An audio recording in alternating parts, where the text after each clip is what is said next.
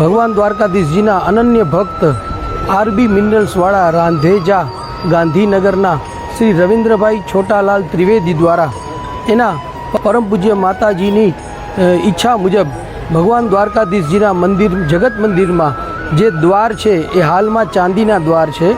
આ દ્વારને 24 કેરેટ શુદ્ધ સોનામાંથી મઢવાનું એ લોકોને વિચાર આવ્યો અને ભગવાન દ્વારકાધીશજીના મંદિરમાં પ્રાર્થના કરી અને દ્વારકાધીશ દેવસ્થાન સમિતિ દ્વારા આ ને પરવાનગી આપવામાં આવી અને ભગવાન દ્વારકાધીશજીના જગત મંદિરની અંદર આ દ્વાર હવેથી સુવર્ણના દ્વાર થઈ ગયા। આપણે કહી શકીએ કે ભગવાન દ્વારકાધીશજીની સુવર્ણ નગરીની અંદર ભગવાન દ્વારકાધીશ જ્યાં બિરાજે છે ત્યાં સુવર્ણના દ્વારથી શરૂઆત થઈ ગઈ છે।